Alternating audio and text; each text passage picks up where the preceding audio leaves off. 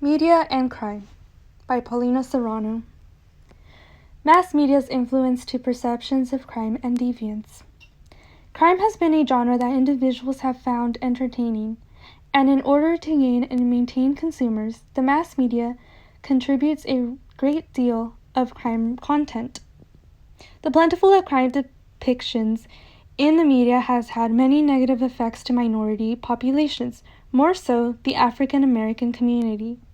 They are often given the roles of the criminals in movies and television programs. In the news, people of color are mostly reported to be the cause for crimes, both minor and large. Mastro stated, analysis of television news consistently indicate that black males are overrepresented as perpetrators and underrepresented as victims. Those negative stereotypes exhibit distorted views on crime to those watching. The public can begin to form outrage and prejudiced views towards certain ethnic groups. As media consumers, we obtain most of our crime reports and information from the news rather than experiences we have personally encountered. The consumption of crime through the media leads to negative, biased opinions. Media priming describes how influential the media is. Priming occurs when one encounters stimuli in the media which activate existing mental constructs, which then, largely unconsciously, influence later evaluation of a target. Judgments and behaviors towards certain ethnic groups can be derived from priming. Negative stereotypes towards African American individuals has been embedded in the United States history and is very much apparent in the performances that had performers who did blackface. The performances dehumanized and made fun of African Americans by mocking their appearance, as well as by emphasizing negative personalities, such as stereotyping them as being hypersexual and lazy. In the article Carpenter, 2012, wrote on the history of negative portrayals in pop culture.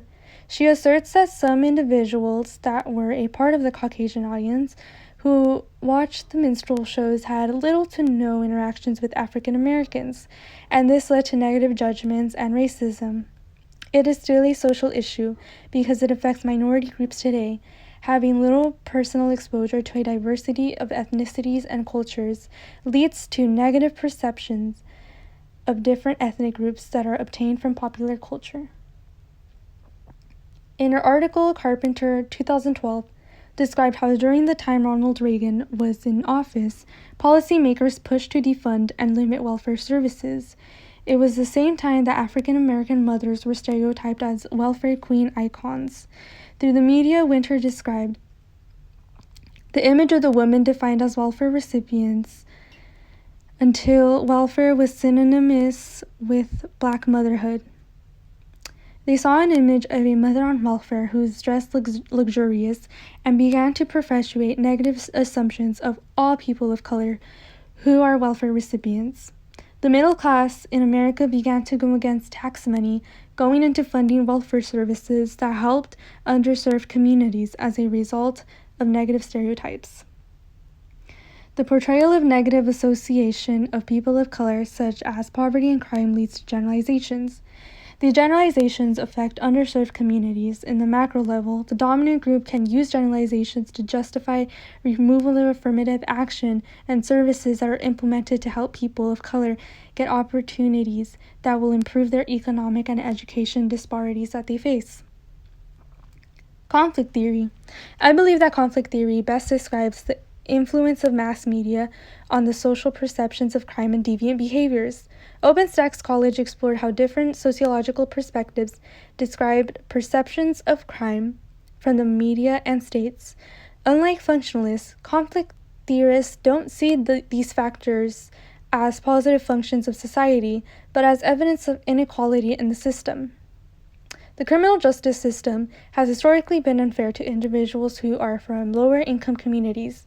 In Karl Marx's perspective, the proletariat, known as the working class, and the bourgeoisie, known as the power elite or capitalists, get treated and punished differently from the criminal justice system.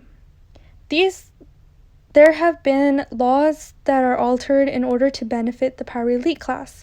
Karl Marx would describe that the laws that are put in order to maintain socioeconomic gaps that are created from capitalism. The power elite would argue that disadvantages in the criminal justice system maintain the status quo. And here is my reference page.